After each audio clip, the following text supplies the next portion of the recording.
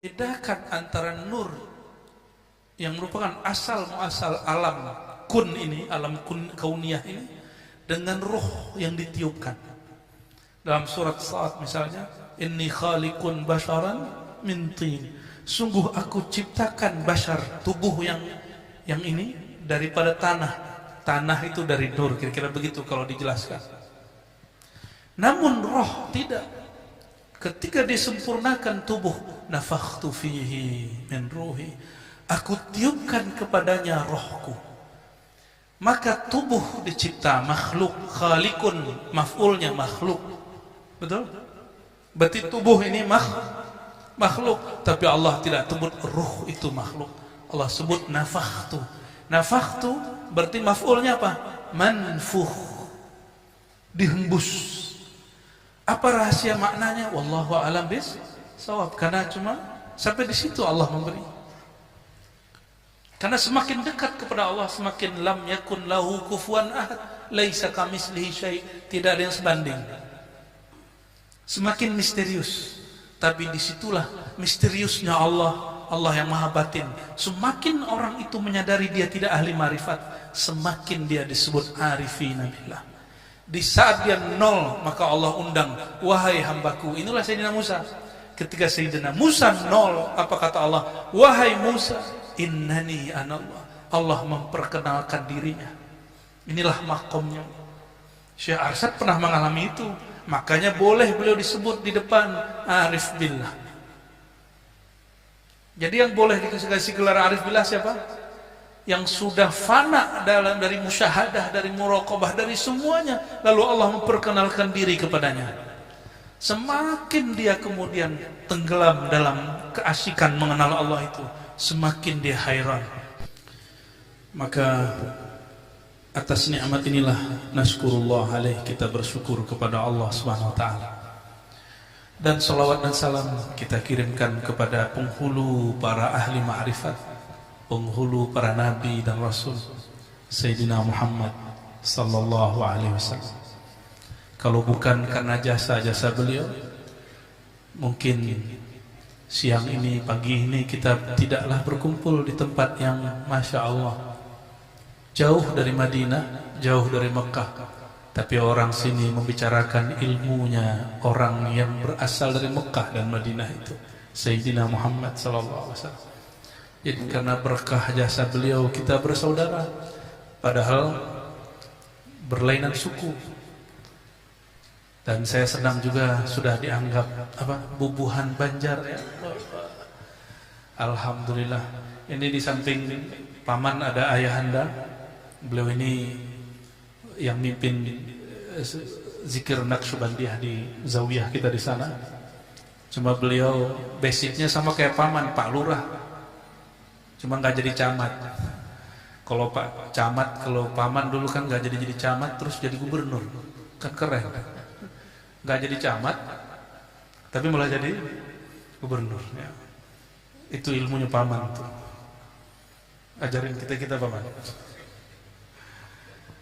Dan yang saya hormati zuriat Maulana Syekh Muhammad Arsyad Al-Banjari, wabil khusus Guru Daudi dan semua saudara-saudara beliau. Ini mohon maaf, ulun tidak hafal semua namanya, cuma wajahnya hafal. Beberapa sepertinya ada kesampit kemarin ya. Yang kemarin kesampit, ternyata disampit pun orang-orang buat haul Syekh Muhammad Arsyad Al-Banjari. Sampai kesampit, sampai ke Tembilahan buat haul Syekh Muhammad Arsyad Al-Banjari. Waktu di Mekah, saya pun dekatnya dengan orang Banjar. Yang mengawani saya, menghantarkan saya ke masyayikh-masyayikh, itu orang Banjar dan orang Patani. Alhamdulillahirabbil alamin. Dan ini tidak mungkin kecuali karena berkah nur baginda Nabi Muhammad sallallahu alaihi wasallam. Dan terutama adinda para santriwan santriwati, semoga istiqomah mendalami warisan-warisan beliau dan tidak berhenti di satu titik. Beliau sudah buka ilmu ma'rifat, maka kita wajib mengembangkannya. Jangan berhenti di ma'rifat lama. Ma'rifat ini berkembang terus. Seperti mana pengetahuan sekarang berkembang, maka ma'rifat yang berarti knowledge, pengetahuan mesti berkembang. Kekeliruan sebagian santri dan guru-guru menganggap yang sudah di kitab tidak boleh dirubah. Betul, di kitab nggak usah diubah, tapi dikembangkan. Bukankah Imam Syafi'i mengembangkan mazhab yang berlainan dengan gurunya Malik? Bukankah Imam Ahmad bin Hanbal mengembangkan mazhab yang berlainan dengan gurunya Syafi'i? Lalu kenapa kita berhenti? Karena banyak hal-hal yang dulu dilakukan, dulu dibuat kaedahnya, tidak relevan untuk zaman ini. Namun ada satu hal, ilmu ma'rifat itu dia relevan di setiap zaman. Namun ini berkembang terus. Jadi ma'rifat Maulana Syekh Muhammad Arsyad mesti kita kemudian kembangkan ya. Apakah melalui syarah, dan itu tidak mungkin kecuali dengan membuka kembali kajian beliau ya. Saya bersyukur zuriat-zuriat beliau membuka hati dan pikiran untuk mau membuka, terbuka. Dan ulun ini siapalah orangnya, orang Padang, orang Minang, kok berani buka kitab orang Banjar? Ya berani, karena sanad kami juga kepada Banjar. Guru besar kami di Mekah ya, yang sanad kami ke sana, guru-guru kami dulu mengambil sanad ke Mekah, Syekh Ahmad Khatib Al-Minangkabawi, itu murid Syekh Nawawi Banten. Syekh Nawawi Banten murid dari Syekh Arsyad Al-Banjari. Maka Syekh Arsyad itu kakek gurunya Mufti Syafi'iyah dari Sumatera Barat di sana di Mekah. Jadi tidak heran kalau kemudian kami pun akrab dengan ilmu-ilmu orang-orang Banjar ya. Tanya ayah saya, beliau punya buku perukunan dan beliau bilang ini karya orang Banjar. Maka saya penasaran orang Banjar mana, ternyata inilah zuriat-zuriatnya masih ada. Ini beliau Pak, zuriat-zuriat Syekh Muhammad Arsyad Al-Banjar ya. Semoga Allah memberkahi kita semua. Mari kita baca surah Al-Fatihah untuk Sayyidina Nabi SAW, Ruhil Arwah, wa ila ساداتنا الصحابة والتابعين والأولياء العارفين خصوصا شيخ مولانا محمد أرشاد البنجاري وزوريته وأخص الخصوص شيخ محمد زيني أبا قرش كمبل ومريديه ومحبيه الفاتحة. أعوذ بالله من بسم الله إياك نعبد صراط الذين أنعمت عليهم غير المغضوب عليهم ولا الضالين. بسندنا المتصل إلى شيخ مولانا محمد أرشاد البنجري قدس الله سره قال بسم الله الرحمن الرحيم. Sabda Nabi sallallahu alaihi wasallam, man arafa nafsahu faqad arafa rabbahu. Nah, ingat ini bukan kitab hadis, ini kitab ilmu tasawuf. Karena dalam ilmu tasawuf Nabi SAW itu tidaklah mati. Maka sampai hari ini para aulia-aulia ini masih diizinkan bermukalamah dengan Sayyidina Nabi SAW, berbicara dengan baginda Nabi Muhammad SAW. Namun tidak termasuk kepada ilmu hadis yang dipahami muhaddisin ya. Saya kemudian menjamaknya dengan sebutan hadis-hadis ilhami, hadis-hadis ilhami, atau disebut juga hadis-hadis isyari, karena tidak ada di kitab hadis. Man arafa nafsahu faqad arafa rabbahu. Nanti jangan heran guru, akan muncul orang-orang aswaja kemudian memfatwakan sesat ilmu ini cuma karena hadisnya tidak sahih. Dan itu sudah terjadi di jiran, negeri jiran ya. Ada orang yang megang ilmu beliau ini sama, itu difatwakan sesat cuma karena hadisnya tidak sahih. Nah, ini memprihatinkan. Jangan sampai di Indonesia MUI terjebak kepada nafsu memfatwakan orang sesat. Jangan sampai. Saya yakin guru-guru ini semua pengurus ya. Lalu dari manakah teks ini? Dalam ilmu hadis ketemu teks ini dalam riwayat Al-Wali Az-Zahid Yahya ibn Mu'az Ar-Razi. Siapa yang berkalam? Yahya ibn Mu'az Ar-Razi. Itu kalam beliau. Yahya ibn Mu'az ini salah satu wali yang sering membuka rahasia-rahasia kewalian. Lalu 4 atau 3 abad setelah beliau, datanglah seorang syekh yang ilmunya dikembangkan oleh gurunya Syekh Arsyad di Madinah, yaitu Syekh Al-Imam Muhyiddin Ibn Arabi. Apa kata beliau? Beliau ini ahli hadis, hafal Sahih Bukhari. Cuma yang gak hafal Sahih Bukhari memfatwakan beliau sesat. Jadi dari dulu orang megang ilmu ini, sunnatullah dituduh sesat oleh ulama-ulama ulama-ulama zahir yang di qalbunya ada kejahilan dan kedengkian. Nauzubillah min dzalik. Ibn Arabi dia sering bertemu ruhaniyah baginda Nabi Muhammad SAW. Lalu beliau bertanya, ya Sayyidi ya Rasulullah, dalam kitab Al-Futuhat Al-Makkiyah, wahai baginda, kata ahli hadis, maksudnya guru-guru beliau, kawan-kawan beliau, ini bukan hadis engkau. Bagaimanakah wahai Rasulullah? Lalu apa jawaban baginda Rasulullah dalam mimpinya, dalam ruhaninya? Zaka hadisi, itu hadisku. Maka semenjak saat itu Al-Imam Ibn Arabi mengatakan qala Rasulullah SAW. Ya, maka ini riwayat ahli rohani, bukan riwayat versi ahli hadis. Nih di sini baca kitab hadisnya kitab apa? Apa? Bukan yang ilmu hadis. Matan Baikuni belajar. Apa lagi? Karya apa? Ibnu Hajar, Qadir Burawi, Suyuti enggak? Oke, yang mukhtasar ya, sudah ringkasan. Ilmu hadis itu khusus hissi, yang didengar, yang dilihat, yang disentuh. Kalau ilmu tasawuf yang dirasa az-dzauq, maka hadis menurut ulama tasawuf belum tentu hadis menurut ulama ahli hadis. Nah, ini cara memahami beliau, tersebut epistemologi. Dari mana mereka dapat ilmu? Ahli hadis dapat ilmu didengar, dilihat.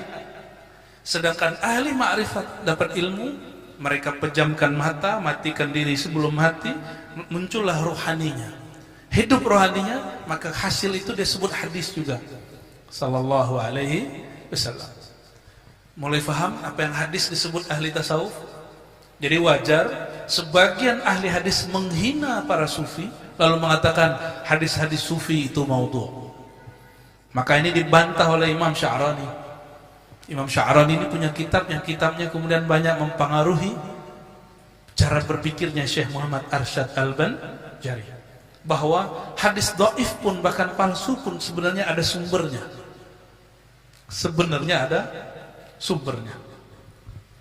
Nah, ini cara kita untuk membaca teks-teks tasawuf yang menyebutkan hadis tapi sumbernya tidak ada di kitab ahli hadis. Ini hadis menurut siapa? Ahli tasawuf. Gimana? Badan saya yang panas atau pian yang panas ini? Badan saya memang agak sedikit meriang ya malam tadi. Untung masih bisa bangun dulu. Ya. Allahumma sholli ala sayyidina Muhammad.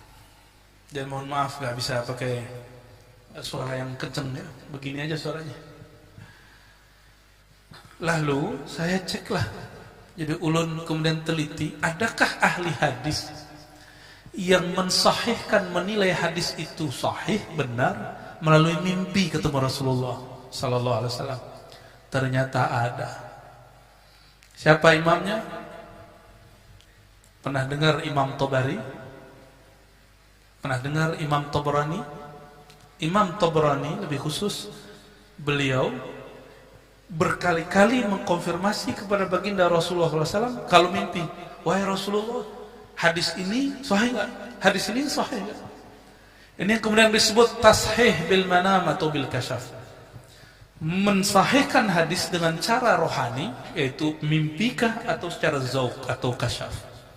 Dan itu dibenarkan oleh sebagian ahli hadis. Yang tidak percaya nggak apa-apa, yang penting tidak menghina, karena nanti berubah dari ahli hadis menjadi ahli hadas ya, orang yang suka-suka menghina itu. Apa terjemahan Maulana Syekh Muhammad Arsyad Al-Banjari terhadap hadis ini? Artinya barang siapa mengenal ia akan dirinya, niscaya mengenal ia akan Tuhannya. Ini ada sambungannya sebenarnya. Man arafa rabbahu halaka nafsuhu. Siapa yang mengenal dirinya, fana'lah dirinya. Siapa yang mengenal Rabbnya, fana'lah dirinya. Maaf. Man arafa rabbahu halaka nafsahu. Siapa yang kenal Rabbnya, maka fana'lah dirinya. Dan teks ini isinya tentang fana dan baqa. Bayangkan buku ini kecil sekali, tapi ini ujungnya Ihya Ulumuddin. Jadi Ihya Ulumuddin salah satu ujungnya ada di kitab ini. Jadi beliau syarikan dari banyak masyayikh. Oleh karena itu kitab kita ini manhaj tasawufnya manhaj Imam Al-Ghazali ya, yang sudah ditajdid oleh Maulana Muhammad ibn Abdul Karim Samman ya. Karena Syekh Samman ini luar biasa, banyaklah ulama Banjar memberi nama anaknya Samman. Benar gak? Saya menghaulkan kemarin bersama Kiai Jumeri namanya di Sanga-Sanga Kaltim. Itu orang yang berasal dari Martapura, nama kecilnya apa gitu karena masa Belanda, namanya diganti jadi Muhammad Saman. Muhammad Saman. Banyak yang namanya Muhammad Saman ya. Dan kami alhamdulillah dengan izin Allah dulu dihantar oleh ayahanda saya ngambil tarikat Saman, umur saya baru 11 atau 12 tahun. Kelas 2 Sanawiyah. Kepada Maulana Syekh Abuya Al-Hasan Al-Basri As-Sammani An-Naqsyabandi ya. Dan apa yang beliau cerita di sini itu yang saya alami. Baca la ilaha illallah fana, baca la ilaha illallah dapat jazbah ya, karena dulu mungkin masih kecil, jadi belum ada hijab antara kita dan Allah kecuali sedikit. Bermula hakikat mengenal diri itu 3 perkara. Nah, jadi ketika orang banyak ngomong ma'rifat, bicara ma'rifat, maka Syekh Muhammad Arsyad berikan ringkasan mengenal Allah. Ringkasan ma'rifatullah yang dulu banyak orang gagal. Ilmu ini sama dengan Datuk Abulung. Bedanya Datuk Abulung halnya lebih kuat dari makomnya. Hal itu ekstase, gejolak-gejolak rohani saat dia merasakan tajallinya Allah Subhanahu wa taala. Akhirnya beliau seperti Syekh Siti Jenara dan Al-Hallaj. Itu favoritnya paman itu. Saya ziarah yang mewek duluan beliau. Padahal kita belum nangis duluan. Wah, sepertinya beliau kepercik. Kampungnya paman tuh ya? Bukan? Datuk Abulung. Oh beda. Dekat sini. Namun mereka beda ibarat. Kaifiatnya sama. Beda-beda anugerah.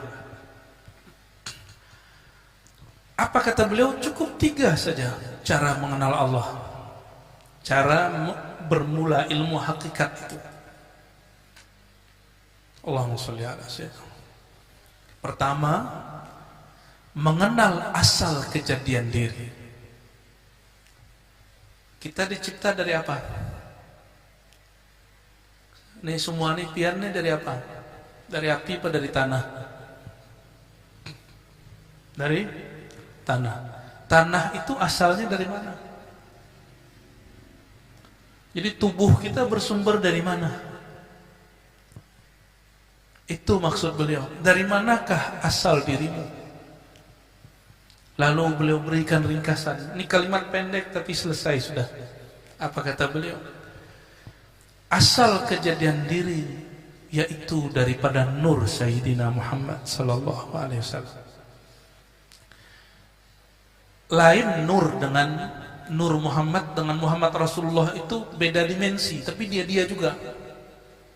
Kenapa orang Banjar dulu bilang bukan Muhammad yang dimakamkan di Madinah? Maksudnya jangan sampai kalian menuhankan Nabi Muhammad sallallahu alaihi wasallam, bukan berarti menghina baginda Rasulullah sallallahu alaihi wasallam. Jadi Nur Muhammad. Nah, kemarin kita diskusi dengan sahabatnya paman juga. Siapa paman? Bukan yang samping saya malam tadi, yang mantan bupati, Pak Mujiat, teman diskusinya paman. Bupati yang di samping malam-malam minum. Ya. Beliau konfirmasi kepada ulun, apa kata beliau?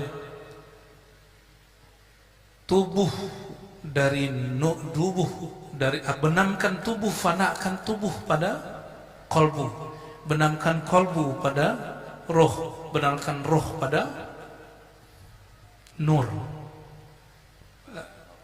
Pak Nur Aidi, ya, staf khusus ya.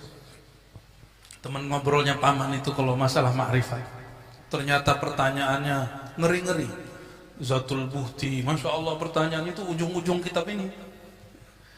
Lalu kami sampaikan, dulu betul orang dahulu menjelaskan kaidah ma'rifat.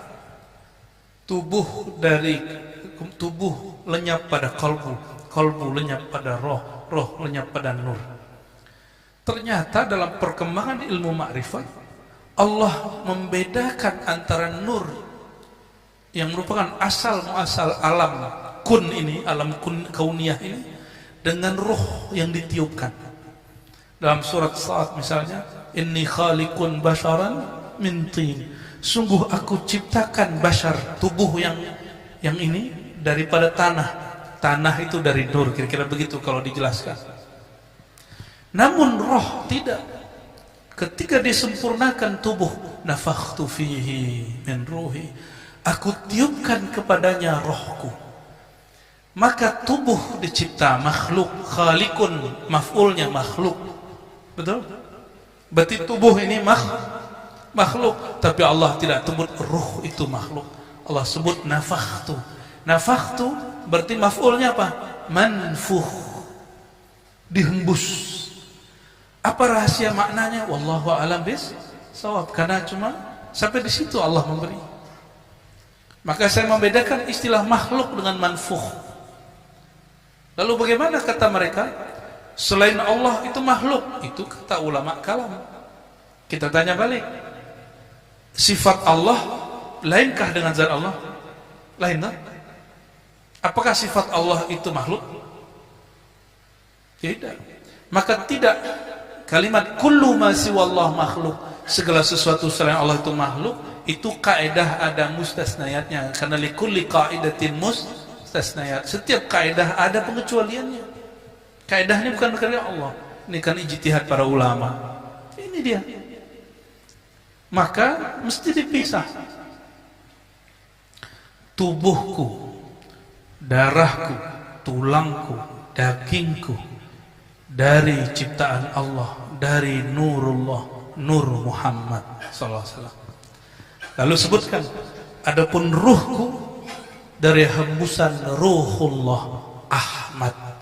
Lain nur Muhammad dengan ruh Ahmad. Nah, jangan salah faham. Kebanyakan orang menerjemahkan ruhullah berarti dari zat Allah. Keliru. Ruh kita dihembuskan dari ruhi. Ruhi, rohku.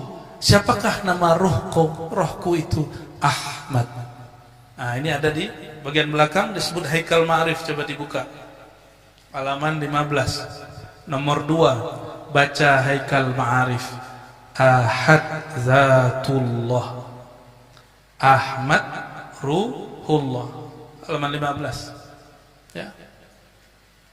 Nanti kau punya kitab coba.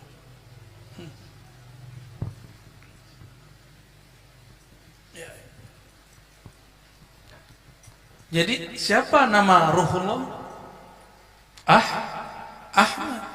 Maka jika disebut aku tiupkan dari rohku, ada satu istilah Abul Arwah.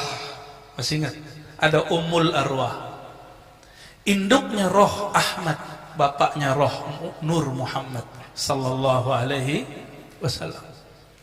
Nyambung ya? Jadi nafakhtu fihi min ruhi, rohku itu namanya apa? Ahmad, bukan Ahad.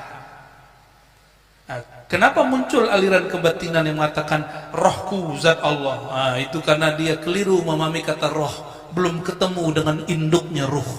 induknya ruh bernama Ahmad. Jadi mohon, itu kemudian ditambahkan dalam kajian-kajian ma'rifat. Dulu jarang dibahas, tapi sebenarnya ada yang bahas, ya. Muhammad Habibullah Al-Mahdi Khalifatullah. Oke, kita kembali ke halaman pertama. Itu sebabnya kemudian Al-Faqir letakkan itu sebagai pelengkap memaknai syahadat. Syahadat tidak usah ditambah-tambahi, tapi pemaknaannya perlu ditambahkan, diterjemahkan, ya. Kalau syahadat cukup asyhadu an la ilaha illallah wa asyhadu anna Muhammad Rasulullah. Nah, nanti apa buahnya ini? Yang pertama ini disebut dengan syahadat Nur Muhammad. Nah, jadi yang pertama ini torikotnya apa? Ini hakikatnya bahwa diri kita berasal dari Nur Muhammad SAW. Torikohnya disebut syahadat Nur Muhammad. Apa maksud syahadat Nur Muhammad? Mengembalikan kesadaran diri bahwa diri ini, tubuh ini, tulang ini dari Nur Muhammad SAW. Jadi tubuh kita ini dari apa? Nur Muhammad SAW. Itulah sebabnya memukul wajah orang itu hukumnya haram, ya. Dalam hadis Imam Muslim disebutkan, ya, Bukhari juga, ya, di Bukhari guru. Inna Allah khalaqa Adam ala suratihi.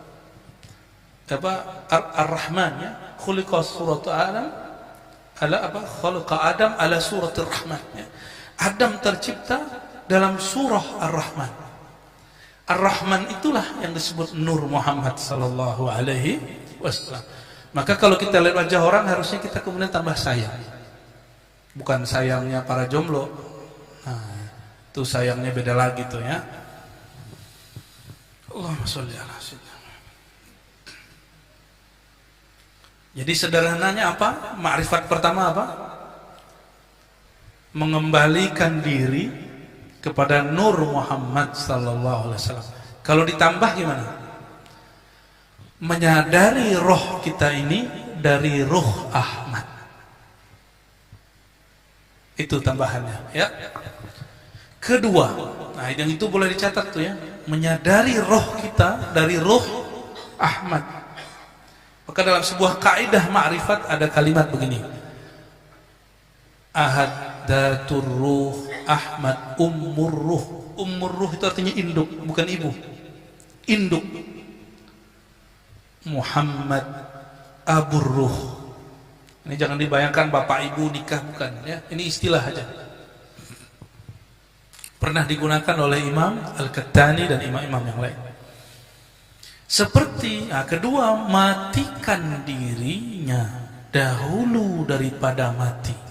Maksudnya, matikan dirimu sebelum benar-benar mati. Apa yang dimatikan?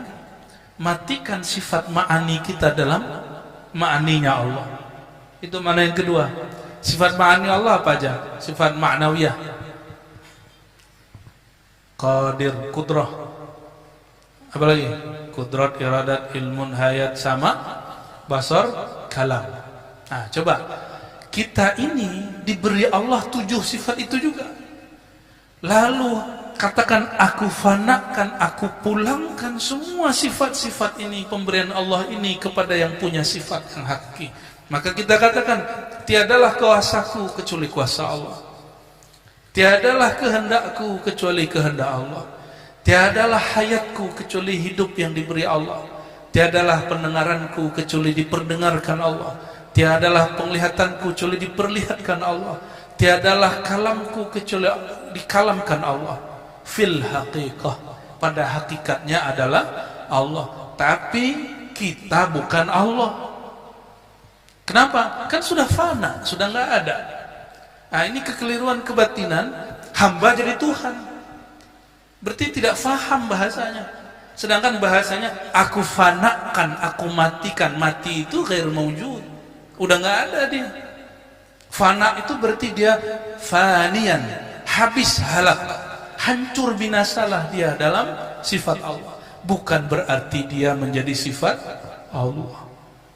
Nah, apa rahasia kalam ini? Kalau Nur Muhammad itu ringkasan syahadat. Kalau ini ringkasan tajalli sifat ma'ani. Ringkasan tajalli sifat ma'ani, ya. Itu yang disebut mati sebelum mati. Lalu bagaimana dengan mati suri? Nggak masuk. Mati suri itu pengalaman batin. Suri itu arti surah, bentuknya mati tapi dia belum mati. Ya. Kalau mati sebelum mati, nah nanti yang kemudian ketika ditalkinkan, diistighfarkan, muncullah kemudian kepasrahan. Maka buah daripada orang ini disebut at-tawakkul wa tauhid.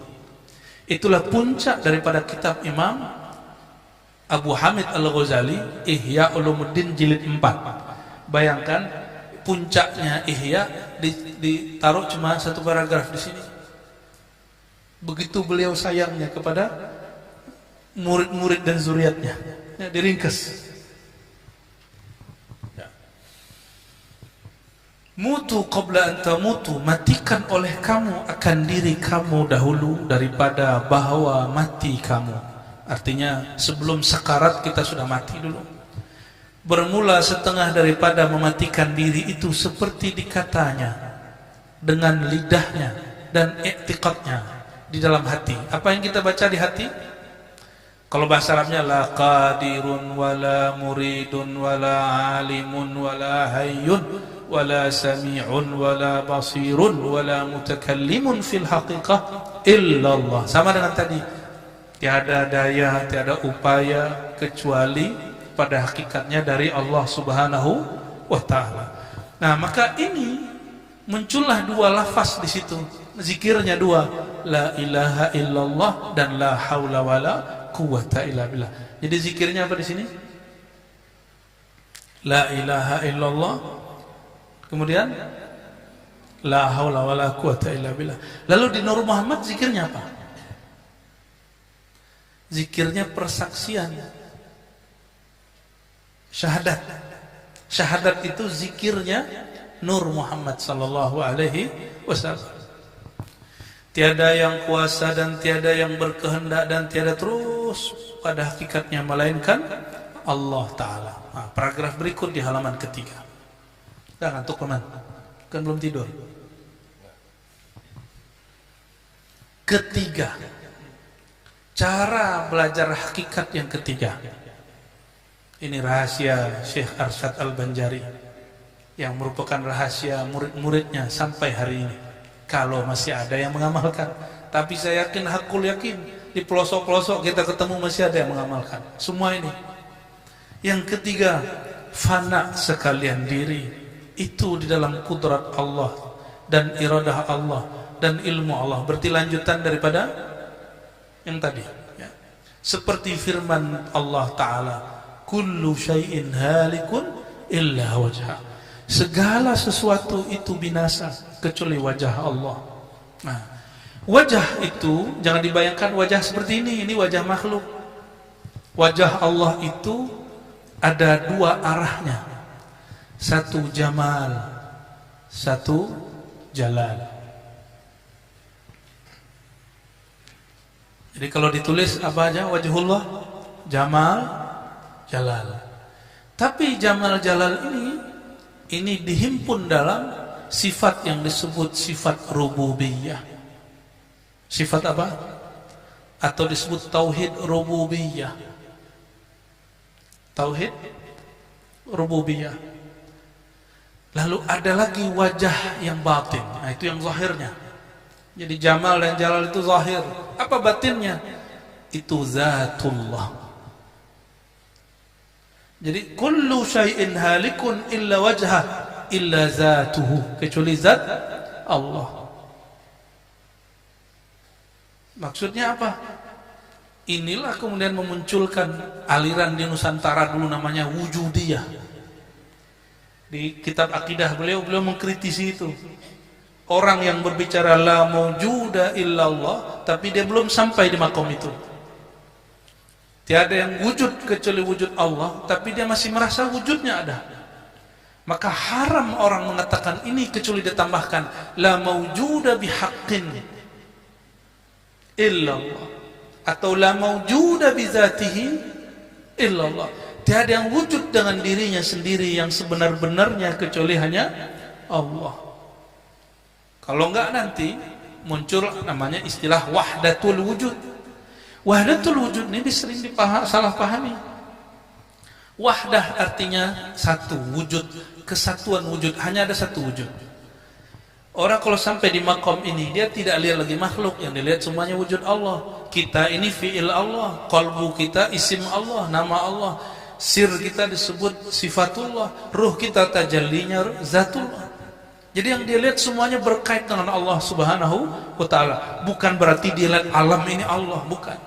Alam, Allah, Allah. Maka Imam Ibn Arabi boleh kita sebut sufi yang dizalimi, karena sering dikafir-kafirkan oleh orang yang tidak faham. Harusnya nggak faham tuh diam aja. Ternyata gaya-gaya orang nggak faham suka memfatwakan sesat itu sampai hari ini berlanjut. Ya, semoga zuriat-zuriat Syekh Muhammad Arsyad jauh daripada itu. Ya. Nah, beliau memberikan kaidah. Karena dulu di Aceh pernah terjadi masalah wujudiyah. Orang mengatakan wujuduna wujudullah. Wujud kami wujud Allah, wujudku wujud Allah, zatku zat Allah, kata mereka. Dikirimlah surat kepada Imam Kusyasi dan Imam Qurani di Madinah. Meninggal Kusyasi, diteruskan Qurani. Ini orang sezaman dengan Syekh Muhammad Saman Al-Banjari, Syekh Muhammad Saman Al-Madani, gurunya beliau. Maka beliau kirim surat. Apa kata beliau?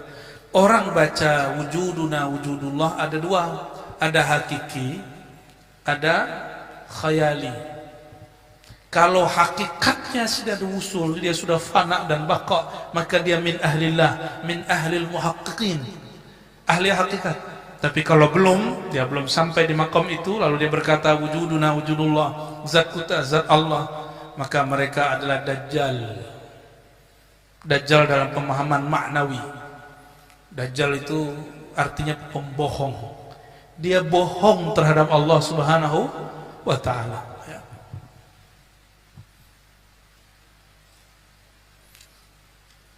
Tiap-tiap sesuatu binasa melainkan zat Allah. Jadi ternyata Syekh Arsyad menerjemahkan wajah apa? Zat. Berarti beliau membicarakan tauhid uluhiyah.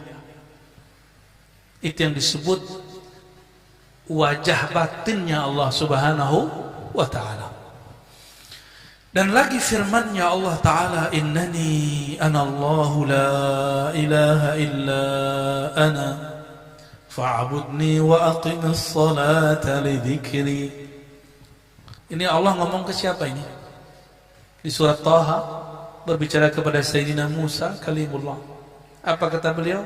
Kata Allah Ta'ala, wahai Musa, innani, sesungguhnya aku itu daya. Bagi ahli marifat, ya itu disebut yasir, ya sirriyah, ya itu sir zatnya Allah. Sesungguhnya aku, diulang lagi, ana, akulah Allah. Maka Allah menyebut dirinya dengan nama ana. Ana inilah disimbolkan dengan alif. Dari alif itu muncullah ahadiyah. Ya. Anallahu, coba Allah berapa huruf itu guru? Alif, lam, ha. Tapi tasdid ini kalau dihidupkan jadi berapa? Berarti lamnya ada 3. Maka dalam mazhab Ibn Arabi, Allah itu 5 huruf. Tapi mazhab Imam Al-Buni dia 4 huruf. Mana yang tepat? Dua-duanya tepat, beda penggunaannya. Ya. Karena kalau 5 huruf dia ganjil, ini aqrab ila sahih, ila shawab. Tapi ketika dilafazkan dia 4 huruf. Yang satu itulah dinaikkan ke atas. Coba lihat tasdid atasnya alif. Kalau bagi ahli ma'rifat itu enggak sia-sia. Abul Aswad Ad-Duwali menemukan ini setelah dia diajari Sayyidina Ali karamallahu wajhah tentang ahadiyatullah, ahadiyahnya Allah subhanahu wa ta'ala. Jadi orang kalau baca Allah, di situ ada keesaan Allah subhanahu wa ta'ala. La ilaha illa ana, tiadalah ilah. Apa arti ilah? Coba lihat kata anak-anak baru hijrah sekarang, ilah gak boleh diterjemahkan Tuhan. Coba orang yang puluhan tahun di Mekah Madinah, beliau bolehin nggak terjemahin ilah menjadi Tuhan? Coba kita lihat ya. Artinya bahwa sesungguhnya akulah Allah, tiada Tuhan, hanya aku. Berarti ilah boleh diartikan Tuhan. Lalu kenapa ada orang ya di Rabb, man arafa nafsahu faqad arafa rabbahu, mengenal ia akan Tuhannya. Berarti ulama-ulama kita yang alim-alim, alamah, arifina billah, mereka tidak mempersoalkan istilah Tuhan. Ini muncul sekarang guru. Kayak guru ini ahli bid'ah karena nggak berjenggot, menyebut Tuhan. Apa hubungannya coba? Dan kerjakanlah olehmu akan sembahyang 5 waktu karena menyebutku. Nah, kata kawan kita baru hijrah ini, tidak boleh menyebut sholat itu sembahyang, karena Hyang itu nama Tuhannya Hindu. Ya salam, kalau nggak ngerti bahasa belajar. Sembahyang itu, Hyang itu huwa Allah. Hyang itu bahasa Sanskerta, seperti namanya Pak anak Paman Birin Sandi yang berarti rahasia. Hyang itu berarti huwa, dia yang tak tergambar oleh, itu bahasa Sanskerta itu. Tapi kalau Birin nggak ada Sanskertanya, adanya di Arab, birrun, birrin. Kalau guru Dawudi banyak di Quran ya. Wazkur ala Dawud, ketemu langsung ya. Sobirin. Paman bisa ngelucu juga ya.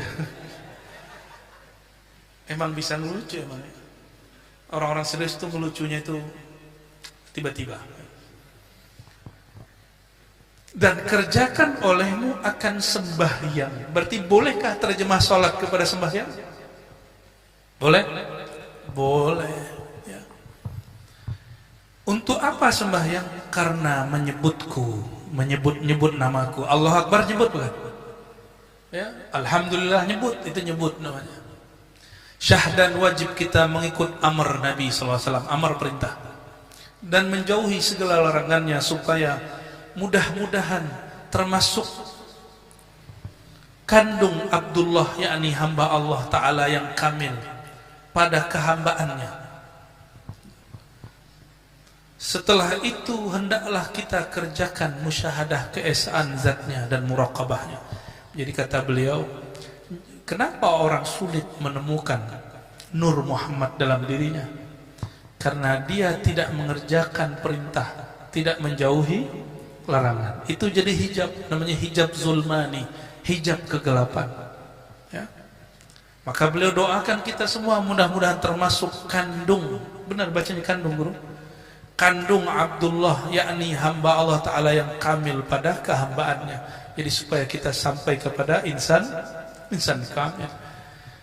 Nah, setelah 3 itu, nah 3 yang tadi, apa yang pertama? Syahadat Nur Muhammad SAW. Yang kedua, matikan diri sebelum mati. Nah, bedanya dengan ketiga itu lebih kepada memfanakan diri fi wajhillah, dalam wajahnya Allah Subhanahu wa Ta'ala. Kita kerjakan musyahadah keesaan zatnya dan muraqabahnya. Nah, apa arti musyahadah? Pandang memandang. Apa rasanya dipandang oleh orang mulia, oleh orang yang gagah dan cantik? Kita senang bukan main. Maka orang yang mendapatkan pandang baginda Rasulullah SAW, dia akan merasa sesuatu kenikmatan luar biasa. Orang merasakan dipandang oleh Allah Ta'ala, dia akan mengalami yang disebut jazbah, tarikan. Tarikan itu luar biasa ya. Ketarik oleh zat Allah Subhanahu wa Ta'ala, atau zat Sayyidina Muhammad SAW, atau zat gurunya ya. Jadi maksudnya apa? Menghadirkan hati kita kepada hadratnya, serta mengucap zikir la ilaha illallah, serta mengingatkan maknanya di dalam hati kita akan keesaan zatnya dan pekerjaan berbuat khidmat dan taat akan dia. Jadi teknik gimana?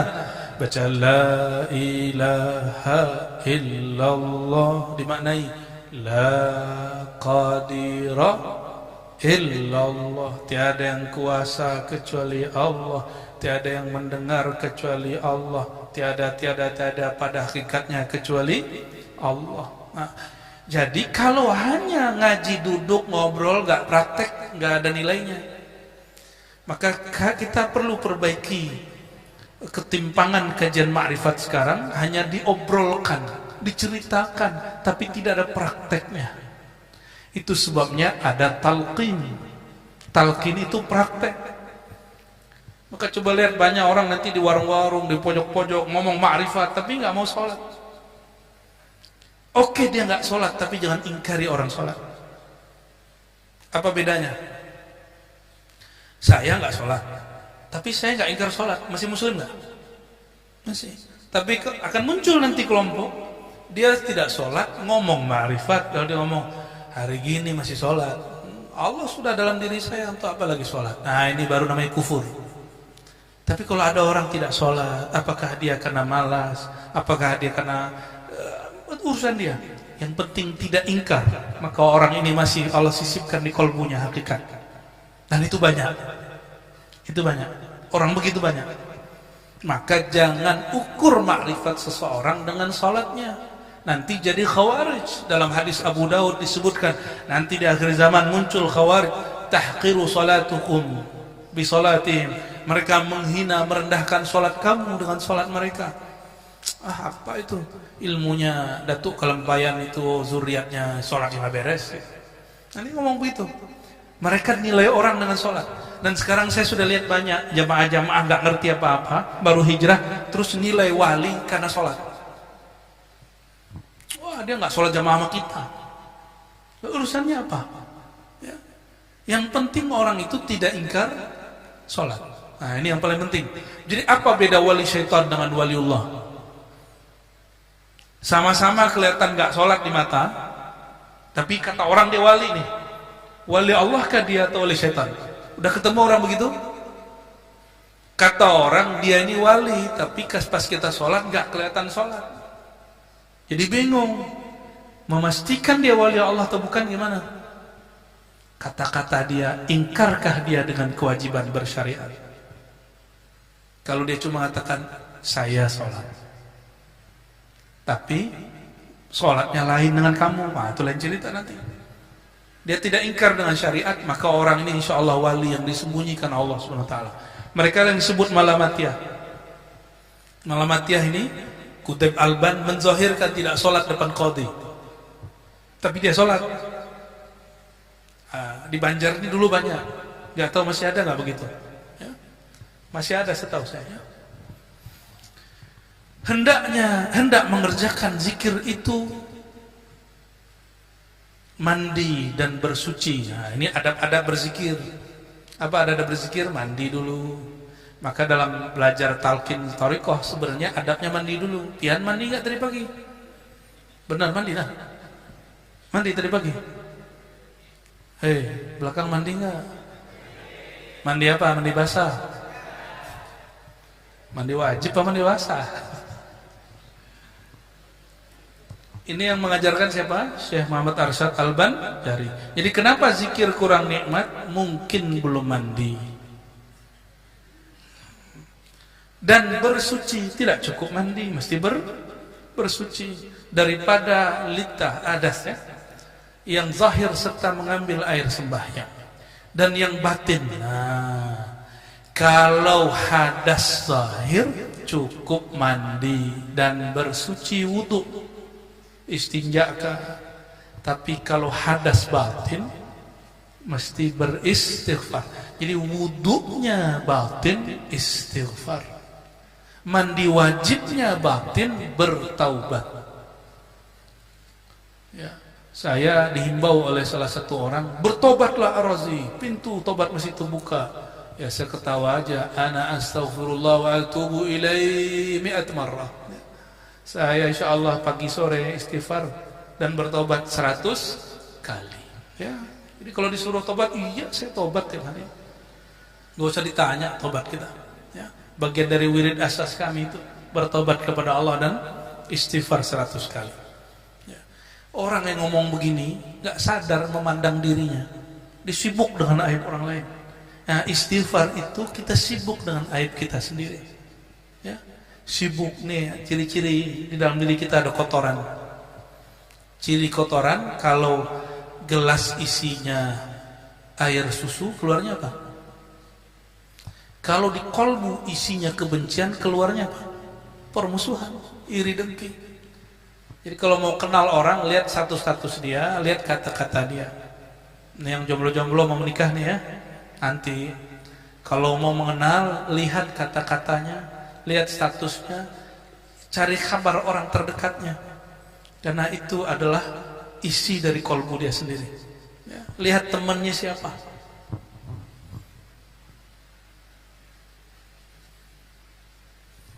Minta ampun kepada hadrat Tuhan kita Azza wa Jalla dengan memakai pakaian yang putih dan khalwat. Nah, inilah alasan kenapa dulu sampai hari ini majelisnya Abah Guru Sekumpul itu putih semua. Ini yang nggak putih nggak apa-apa, yang penting bersih. Yang penting hatinya putih. Ini hanya anjuran. Ini rahasia kenapa orang Banjar suka pakai baju putih-putih. Kita lihat di video-video Abah Guru Sekumpul, itu dari sudut ke sudut putih semua, karena mereka mengamalkan petuah Maulana Muhammad Arsyad Al-Manjari. Dan khalwat pada tempat yang suci. Nah, maka disebutlah thariqahnya khalwatiyah samaniyah. Apa nama thariqahnya? Khalwatiyah samaniyah, bahkan ditambah qadiriyah. Tapi guru beliau menyebutnya dengan thariqah al-Muhammadiyah. Syekh Muhammad Saman itu menyebut thariqahnya apa? Al-Muhammadi. Maka di tawasulnya kita sebut ila al-kutub al-Muhammadi Syekh Muhammad Saman As-Sammani atau Syekh Muhammad Saman Al-Madani ya. Oke. Maka sembahyang 2 rakaat. Nah, ini idealnya ya.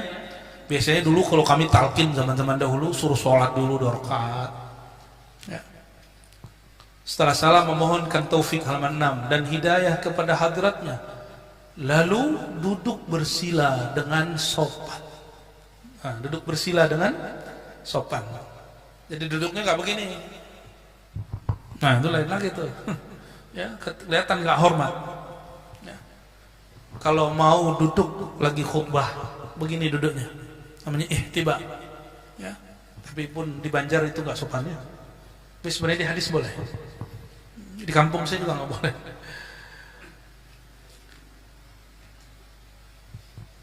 Menghadap kiblatul muslimin. Kiblat kita kemana? Maka ada disebut sayyidul majalis al-qiblah. Jadi penghulunya majelis menghadap ke kiblat, kecuali guru, karena asy-syaikh kiblatul muridin, karena guru itu kiblatnya para murid. Maka dihantarkan kedua tapak tangannya kepada lutut. Nah, duduknya gimana? Lalu mengucap la ilaha illallah serta mengingatkan maknanya di dalam hati dan itikad yang putus. Tiada keadaanku dan apa itu guru? Semesta sekalian alam ini wujud hakiki. Maka kalimat illallah artinya tiada diriku, tiadalah alam ini pada hakikatnya kecuali diwujudkan Allah Subhanahu wa ta'ala. Dengan memejamkan kedua mata. Berarti zikir pejam mata bukanlah buatan Ar-Razi Hashim, tapi memang begitu dari sananya. Serta mengiktikadkan rasa makna kalimat tauhid itu masuk ke dalam hatinya. Allah jua wujud hakiki dengan sehabis-habis iktikadnya. Lalu bagian ujung nih. Dan perasaan mengesahkan dia kadar 2-3 kali. Jadi dibaca la ilaha illallah berapa kali? La ilaha illallah, dirasa-rasakan 2 ataupun 3 kali. Demikian tinggalkanlah kalimat nafi. Lalu kalimat nafinya dihilangkan. Isbatkan hanya Allah. La ilaha illallah. La sampai illa tidak dibaca, lalu hanya dibaca Allah, Allah. Inilah perbedaan tarekat Qadiriyah, Samaniyah, Khalwatiyah dengan Naqsyabandi. Kalau Naqsyabandi mulainya dengan zikir Allah, Allah, baru la ilaha. Jadi beda duluan mana? Naqsyabandi dahulukan zikir khafi, sedangkan Samaniyah dahulukan zikir jahri. Ya, berarti ujungnya sama semua. Jadi tarekat itu bersaudara. Dan berdiri dan berkata, ya, senantiasa di dalam jaga dan tidur dan dalam duduk dan berdiri dan berkata-kata hingga nafas turun naik, itu pun di dalam mengucap kalimat tauhid jiwa. Berarti baca nama Allah itu bagian dari membaca la ilaha illallah. La ilaha illallah kalimahnya, intinya pada lafaz Allah. Namun di sini seingat saya tidak disebutkan yang satu lagi, tapi disebutkan di kitab Jawami'ul Asrar tentang hu. Sirnya la ilaha illallah pada Allah, sirnya Allah pada hu. Itulah makna ayat Qul huwallahu ahad. Maka baca hu dia juga sama nilainya dengan baca Allah. Baca Allah juga sama rahasianya dengan baca la ilaha illallah, ya.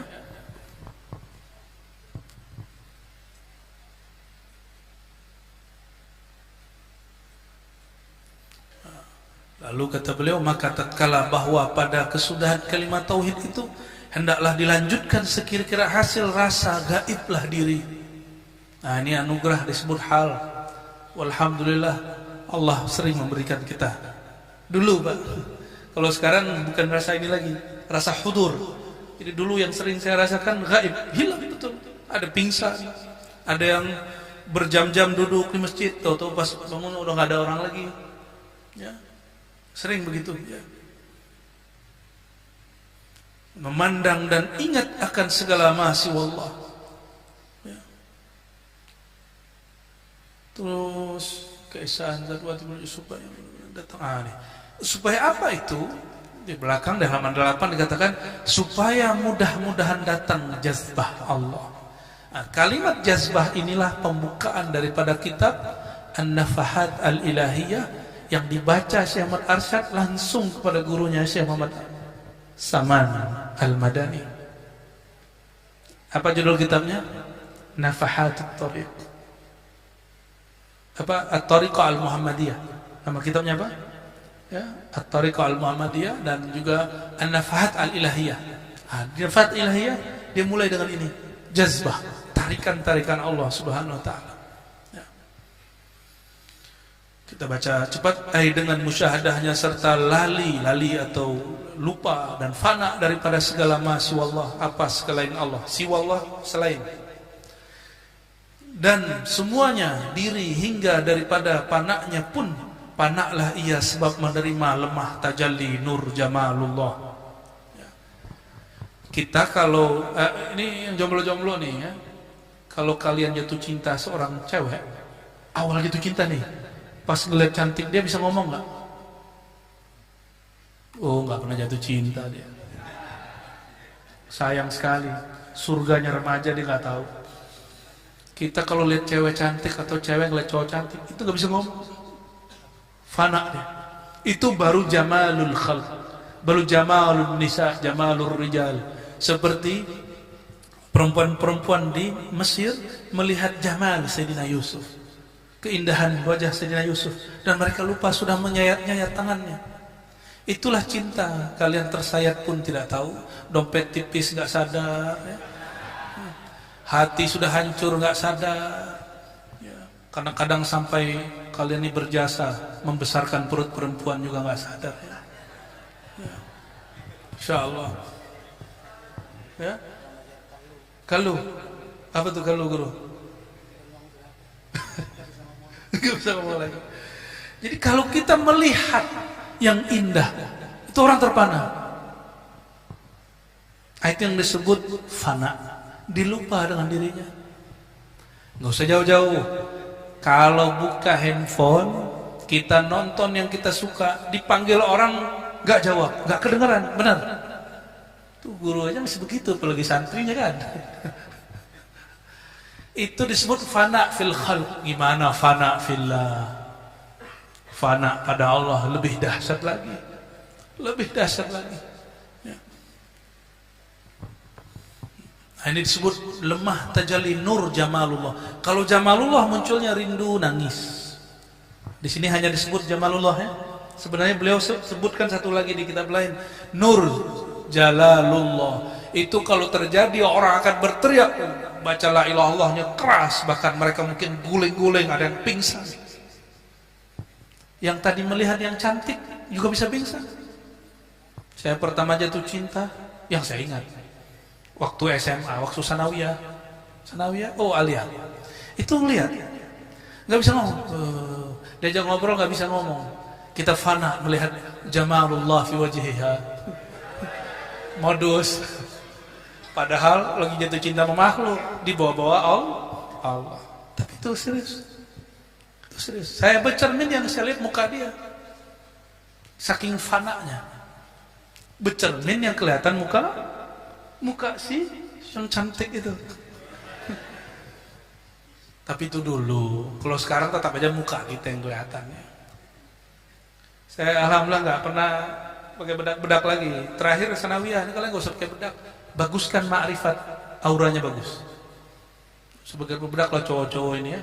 Paman pakai bedak? Enggak lah. Udah laku tanpa bedak ya. Bedak itu mainan perempuan lah. Ya. Kalau cleaner boleh. Ya.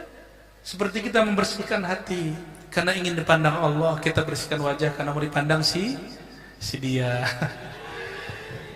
Dan betapa tidak adilnya manusia. Dia baguskan wajahnya karena dilihat sang kekasih, tapi dia tidak pernah membaguskan kolbunya, padahal Allah mau memandang ke dalam kolbunya. Ya. Pakai bedak tapi mukanya belum dibersihin, gimana? Gimana kira-kira bentuknya gimana? Keringetan, terus pakai bedak, itu bedaknya kayak gimana? Ngepul-ngepul. Itulah asbab kenapa ada orang belajar zikir gila.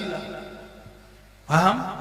Kenapa? Dia punya ilmu sihir, ilmu-ilmu jelek, belum mandi tobat, belum membuang ilmu-ilmu jahat itu, ilmu sihir, pelet. Hah? Jangan nih santri-santri ini pelet antum itu ilmu. Gak usah. Guru Daud ini gak ada pelet walaupun tahu. Ilmu itu pelet yang hakiki. Bukan betul. Ada apa itu? Itu nanti terhijab. Belum lagi ilmu-ilmu macam-macam. Tanggalkan ilmu itu. Itulah istighfar batin. Itulah taubat ruh. Kalau orang tidak mentaubatkan itu, jangan salahkan belajar thariqat. Bikin enak. Seperti orang wajahnya belum dibersihkan, dia sudah pakai bedak. Orang yang belum mandi pakai baju baru, baunya bau, gak tahu istilahnya apa. Ya. Kata orang Pekalongan bau Cino, tapi saya bilang jangan ngomong gitu. Kita nggak benci sama orang Cina, karena Datu Arsyad juga menikah dengan orang Cina. Ya benar nggak? Ya betul sekali. Paman mau juga kayaknya. Ya, Cina juga. Ya. Ini wajah-wajah sipitnya. Ya benar nih sipit-sipit, ada satu dua muka alat ma'lum. Saya suka sekali dengan kata-kata itu beberapa hari ini ya. Jadi kalau ada orang bertanya, masuk thariqat gila, belajar zikir gila. Bukan, Anda salah faham. Ya. Apakah Syekh Ahmad Arsyad gila? Apakah Abah Guru Sekumpul gila? Apakah Syekh Abdul Somad Palembani gila? Apakah Abah Lutfi, pemimpin thariqat di Indonesia dan di dunia gila? Enggak, justru beliau paling waras. Orang-orang belajar zikir itu orang paling waras, paling berakal. Kenapa? Jiwa dia tenang.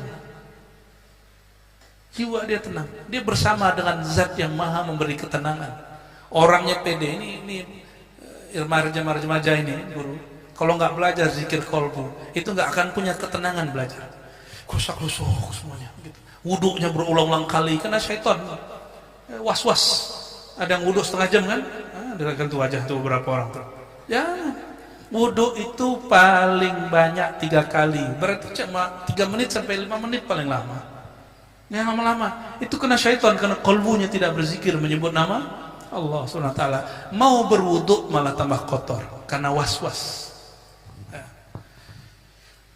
Maka kata beliau, inilah pendapat yang terlebih utama dan aula. Aula itu terutama daripada segala keramat dan makomat.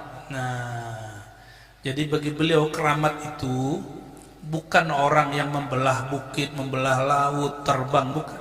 Bagi beliau keramat itu ketika seseorang fana pada Allah Subhanahu wa ta'ala. Asarul kasyaf, asar, pengaruh daripada kasyaf, ini bahasa Arab yang masuk ke bahasa Melayu, daripada hak Subhanahu wa ta'ala akan hambanya, seperti kata Abu Bakar As-Siddiq. Nah, ini makom ini lebih tinggi daripada karamah.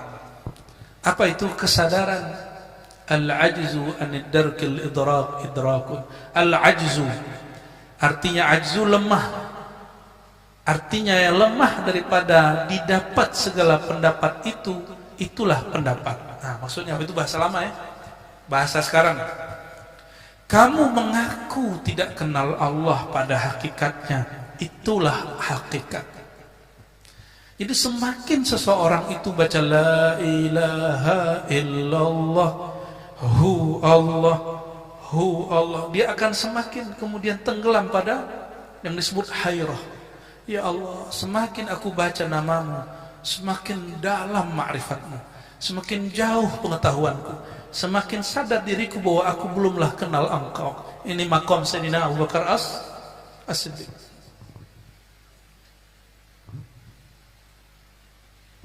Lalu kata Sayyidina Ali di bawah, seperti kata Sayyidina Ali Ibn Abi Talib karamallahu wajhah, kullu ma takhtur fi khayalik, di riwayat lain fi balik, kullu, semua yang terlintas dalam khayalmu. Hati-hati, khayal itu ada 2. Ini ditulis oleh beberapa imam seperti Imam Al-Jili yang menjadi bacaan favoritnya Syekh Arsyad. Kitab apa? Al-Insan Al-Kamil. Nanti jangan heran guru, nanti akan muncul orang yang ngaku ahlu sunnah wal jamaah aswaja lalu mengatakan kitab ini tidak mu'tabar karena nggak mengerti epistemologi ilmu, bahwa ini bukan bab ilmu akidah, ini bab ilmu zauq, ilmu rasa.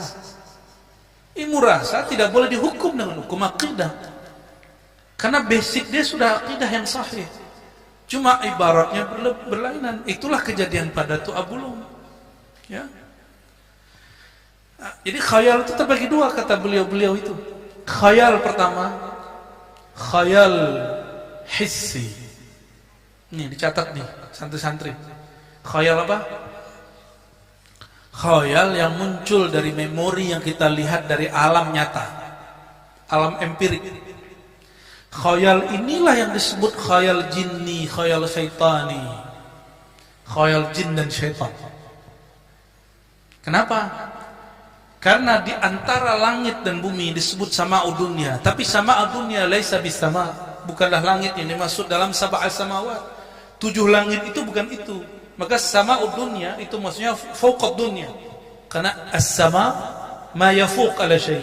Sesuatu yang di atas sesuatu disebut sama. Karena jin sudah diusir dari bumi, tapi juga tidak boleh tembus ke langit.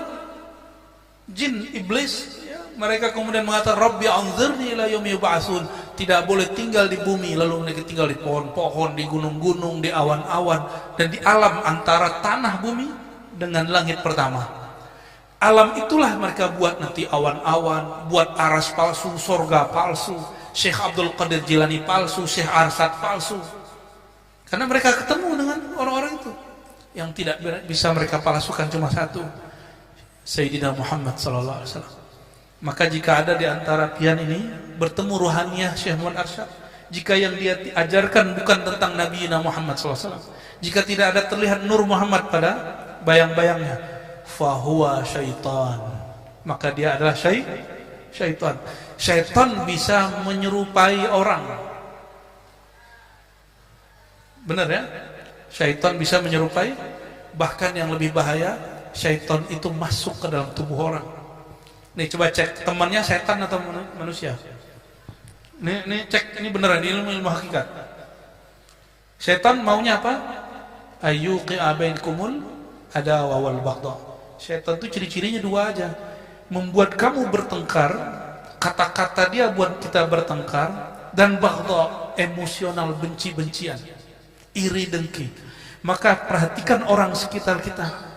Jika dia sekalam-kalamnya, status-statusnya, ceramah-ceramahnya membuat kita benci kepada sesama muslim, melaknat orang-orang yang tidak pantas dilaknat, mengajak permusuhan kepada ahlullah, itu orang sudah kerasukan syaitan. Kalau kerasukan jin gampang diruqyah selesai, tapi kalau urusan syaitan sulit. Ini yang dikata Imam Syekh Abdul Qadir Jilani, syaitanul jin. Syaitannya jin tidak lebih dahsyat daripada syaitannya ins. Syaitan manusia langsung kita was-was. Langsung kita was-was. Ya, coba hati-hati ya. Minal jinnati wan nas. Nah, khayal pertama apa? Khayal hissi. Inilah khayalnya jin dan syaitan. Khayalnya jin dan syaitan. Maka hati-hati yang mimpi paman birin. Belum tentu paman birin itu. Yang mimpi guru Daudi, belum tentu guru Daudi. Yang mimpi ulun, belum tentu ulun itu, belum tentu. Siapa tahu syaitan, dia tasawwar. Syaitan menyerupakan diri. Ciri-cirinya apa? Dia mengajarkan Nur Muhammad, syahadat la ilaha illallah Muhammad Rasulullah, atau cuma disuruh baik-baik, tapi nanti ada was-was. Ciri-cirinya apa? Ada was-was. Ya. Banyak guru. Ada ibu-ibu datang terus bilang, Buya, saya mimpi dikawinin Buya dalam mimpi. Saya tanya, ibu muda ini cantik, ibu sudah punya suami? Sudah. Itu syaitan. Tapi kalau dia gadis, guru yang lanjutkan. Jadi kalau ada kita melihat dalam mimpi menikah dengan seseorang, itu bukan berarti harus menikah. Karena an-nikah al-wat'u. Al-wat'u dalam ilmu ma'rifat ini al-fana fil mahbub. Ketika kita fana dalam karam, fana lenyap dalam mencintai kekasih. Dan syukur-syukur kekasihnya adalah ahlullah, kekasih Allah Subhanahu wa ta'ala. Jadi ini yang mimpi-mimpi sama guru Daudi kawin. Nah, itu jawabannya. Wa tasawwar fi balik. Nah, khayal yang kedua disebut khayal hakiki. Khayal apa? Khayal hakiki ini dibagi. Ada khayal malakuti, khayal malaikat. Dibawa ke alam malakut. Ciri-cirinya kalau turun dari alam itu bawa zikir. Ya. Kalau masuk lagi ada namanya khayal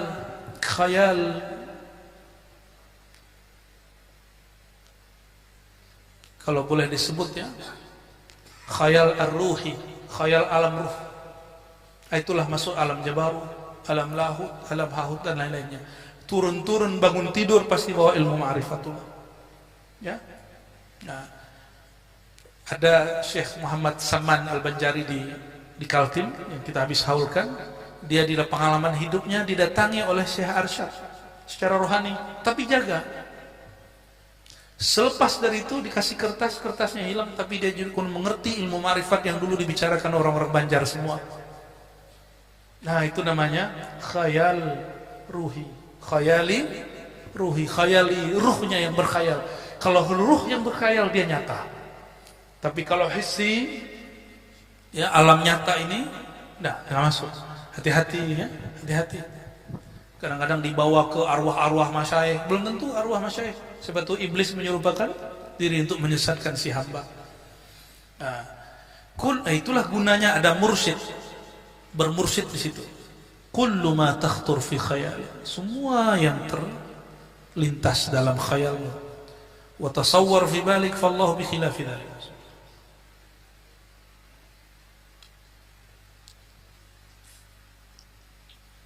Apapun yang terbayang tentang Allah, coba sekarang pejam mata, ikutin pejam mata. Saya sebut Allah, Baca Allah, terbayang sesuatu? Coba bayangkan Allah maha hebat, maha tinggi, maha sempurna, maha indah.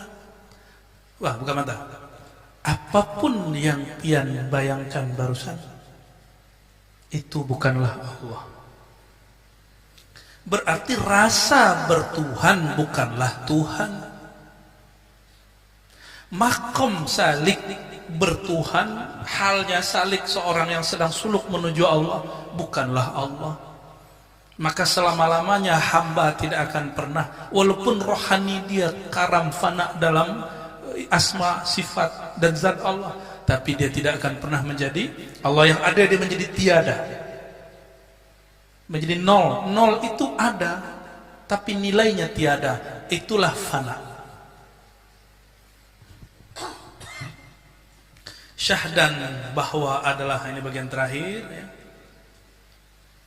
adalah hal yang dikimian itu dibagi pertama fana hamba daripada segala sifat basyariah. Nah, itu yang disebut fana dari alam hissi. Sebab karam musyahadahnya, karam ini sudah nggak dipakai dalam bahasa Indonesia, tapi masih masuk kamus. Karam itu fana. Coba kalau kita sebut kapal karam, nah itu dia. Ya, tenggelam. Bahasa orang Banjar kah? Karam. Ya, sama dengan bahasa. Makanya kami dulu, guru saya dulu membuat syair. Karamlah diri di dalam Nur Muhammad sallallahu alaihi wasallam. Kalamlah Nur Muhammad dalam nama Allah Ta'ala. Kalamlah asma Allah dalam sifat Allah Ta'ala. Af'al Allah Ta'ala. Karamlah semua dalam zatullah Ta'ala. Nah, itu karam. Karam berarti jadi tiada, bukan dia menjadi Tuhan. Nah, ini yang menjadi basic akidah Ahlussunnah wal Jamaah ya. Kedua, belum. Sebab karam musyahadahnya kepada segala sifat ta'ala, maka yaitu kurbun nawafil namanya. Nah, kalau orang sampai di makom ini dia akan senang sholat, senang sedekah, senang silaturahim. Nih, ciri-ciri orang sudah fana dari basyariah. Basyariah itu kemanusiaan. Semua senang duit nggak? Terus bagi-bagi, itu udah fana namanya. Itu mulai ya. Ini guru-guru ini, mohon maaf, pasti digajinya nggak banyak, tapi mau mengajar murid, benar nggak? Kenapa? Karena fana dalam ilmu Allah Subhanahu.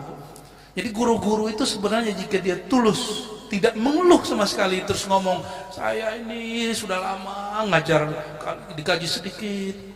Kalau dia ngomong begitu, batal fananya. Batal dia punya kefanaan ya. Jadi sifat basyariah itu pemalas, suka tidur.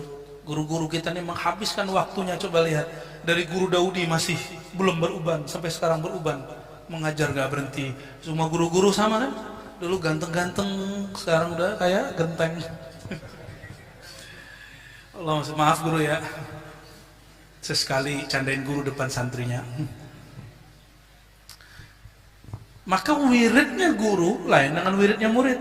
Wiridnya guru apa? Ngajar. Wiridnya murid belajar. Wiridnya salik mutajarrid, murid yang fokus sedang berkhalwat, dia banyak-banyak latihan zikir. Qurbun nawafil namanya. Nah, ini yang hilang sekarang. Saya lihat guru-guru sudah berwirid mengajar, santri sudah wirid belajar, tapi yang ini berkhalwat ini yang tidak ada. Mau gak dihidupkan lagi? Ya, nanti kita buat ada khalwat samaniyah namanya. Cukup semalam, 2 malam, 3 malam. Afdolnya 40 hari, tapi kan zaman sudah berubah. Kalau 40 hari tutup madrasah kita. Ya, makanya guru-guru nggak perlu suluk 40 hari. Dia cukup khalwat 3 hari atau 2 hari atau sehari. Bahkan dia sesaat saja setiap hari.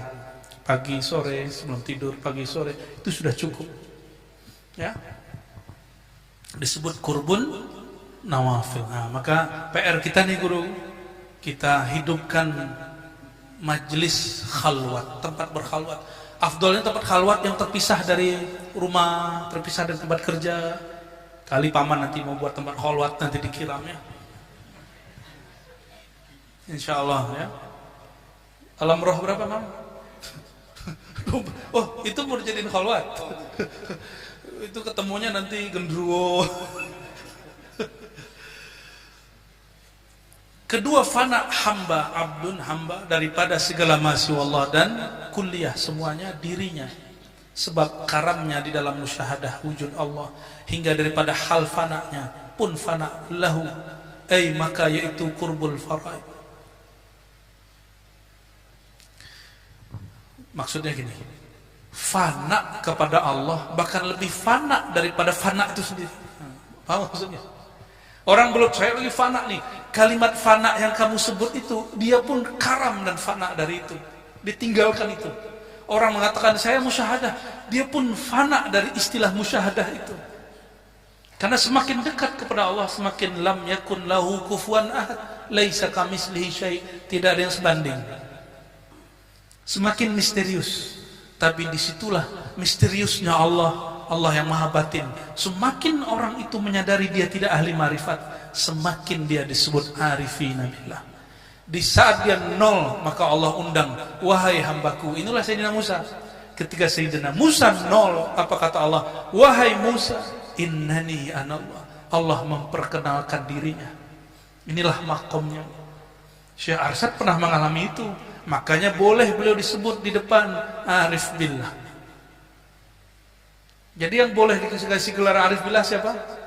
Yang sudah fana dari musyahadah, dari muraqabah, dari semuanya, lalu Allah memperkenalkan diri kepadanya. Semakin dia kemudian tenggelam dalam keasikan mengenal Allah itu, semakin dia hairan. Maka di ujung di bawah ya, ini doa yang dibaca oleh Nabi sallallahu alaihi wasallam. Ya, saya juga udah cek ini kalimatnya gak begini juga ya. Allahumma zidni fika tahayyura. Ya Allah, tambahilah kepadaku tahayyura, musyahadah keherananku pada musyahadah kepada asma zatmu. Wah, ini istilah penting nih, asma zat. Jadi ada asma sifat, ada asma zat, ada asma af'al, ada asmaul husna. Nah, ini istilah beliau sudah mulai. Ada asma zat. Dulu Imam Baihaqi pernah bahas dalam kitab Asma wa Sifat. Ada asma sifat, nama yang melekat pada zat. Paman Birin nama kecilnya apa paman? Asli yang ada. Yang asli, yang dulu waktu kecil masih Aying. Nah, Aying itu nama sirnya, nama zatnya. Gubernur itu nama sifatnya. Apa lagi paman? Suka ini tampil apa? Teater. Berarti paman disebut apa? Aktor. Aktor politik. Berarti aktor. Aktor itu salah satu fiilnya, asma fiilnya. Guru Daudi ini penulis bukan? Ini yang nyalin siapa nih? Berarti beliau ini katib, penyalin. Itu namanya isim af'al. Tapi Guru Daudi bernama Daudi. Nama kecil guru apa guru? Udin. Bukan. Daudi aja. Nah, itu nama kecil, nama zatnya. Lalu ada nama-nama yang indah yang berkembang di kalangan santri. Guru Daudi orang alim. Nah, itu asma husna. Kita sebut Allah. Allah maha indah, Allah maha alim. Kira-kira itu namanya al-asmaul husna. Wadud, Rahman, Rahim, itu namanya al-asmaul husna. Nama yang indah. Jadi ada tingkatan-tingkatan nama. Coba dari bawah, asmaul husna, al-asmaul husna, asmaul af'al, asmaul sifat, ada asmaul zat. Tapi beliau nggak sebut nama zat Allah. Ya. Menurut ahli kalam, nama zat Allah itu ada beberapa, tapi bukan itu yang dimaksud ahli zauq, ahli ma'rifat. Hai saudaraku yang akil. Nah, ini yang belajar kitab ini dipanggil berakal. Wahai saudaraku yang berakal. Lagi budiman. Nah, ada yang namanya budiman? Ternyata budiman ini sudah ada dari dulu ya. Fi ma'rifatir rahman, dalam mengenal Allah yang maha rahman. Demikianlah hendak dikerjakan segala hamba Allah yang pilihan. Jadi yang mengamalkan zikir ini hanya orang yang dipilih oleh Allah. Dan kabar gembiranya, pian yang hadir siang ini bagian dari hamba yang dipilih Allah membaca kitab ini. Ya, semoga Allah berkahi kita semua. Maka janganlah lalai ya.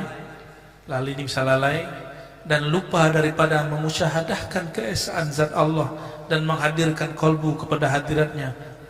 Berbaik diri menghadap kiblat, maka tatkala itu hendaklah fana diri daripada sangkutan ma siwallah, sangkutan ma siwallah selain Allah, akan hingga daripada sadar nafas akan kuliah semua, dan daripada rasa pedih dan kesakitan. Apa itu guru? Cerai nyawa dengan badan. Wah, ini pendek cerita kata beliau. Bawakanlah rasa la ilaha illallah itu dalam hari-harimu, berdirimu, dudukmu, tidurmu, nafasmu, makanmu, sehingga engkau akan berpisah nyawamu dengan badanmu, engkau tetap membawa rasa itu. Jadi apa yang membuat kita tidak merasakan sakaratul maut? Manisnya ma'rifatullah. Berarti wajib nggak punya ma'rifatullah. Maka ketika dipanggil ya ayat Tuhan nafsul mutmainnah, boleh diartikan wahai orang yang sudah tenang dalam ma'rifatullah, wahai orang yang sudah berlatih dalam menyebut nama Allah, wahai orang yang mungkin dia belum sanggup berlatih tapi dia cinta kepada kekasih-kekasih Allah. Ya, tadi Buya Yunal nih, pengajar di Ribat, ahli hadis, beliau sampaikan kepada saya di salah satu video Abah Guru Kumpul, mengirim Fatihah khusus kepada Nika Ardila.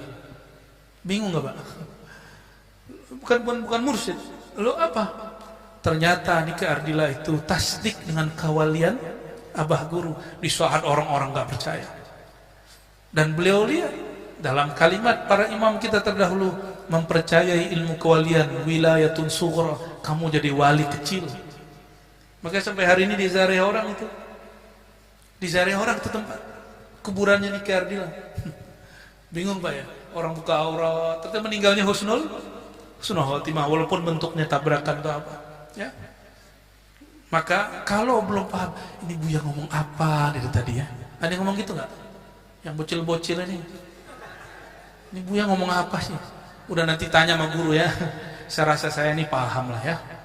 Orang nggak nyantri pun paham. Paman nggak pernah nyantri, paham. Berapa mana? Hibur saya dong Paman. Apalagi santri. Bedanya satu, kalian belum punya pengalaman, itu aja bedanya. Kalau beliau-beliau ini sudah berpengalaman, santrinya santri alam semesta. Lalu dia sebut di halaman 13 ya, tentang mutu qabla anta mutu yang kita bahas tadi. Lalu di ujung beliau kata, inilah kesudahan jalan Nabi Muhammad SAW dan segala arif billah. Jadi salah satu gelarnya Syekh Arsyad apa? Al-arif billah. Terus yang kedua apa? Kamil mukamil. Jadi kalau buat terjemah beliau, ini beliau sisipkan namanya di dalam kitab. Ini gelar beliau ini. Al-arif billah, al-mursyid kamil, al-mukamil. Nanti kalau buat tarajum kasih gelar itu. Ya. Beliau ini nggak merasa nggak pantas ngasih namanya sendiri, cukup dimengerti oleh orang setelahnya. Ini dia. Ya. Kalau mau ditambah lagi ahlul musyahadah, ahlul fana wal baqa fi zatillah tabaraka wa taala. Kalau mau ditambahkan manakib beliau ya, boleh silakan. Hai saudaraku, wah, kita disebut saudara. Orang yang kenal Allah semua saudara walaupun beda umur. Itulah yang disebut paman tadi. Walaupun umurnya kecil, tapi saya berguru gitu ya. Ya bergurunya bukan ke umur saya, bergurunya kepada sanad kita.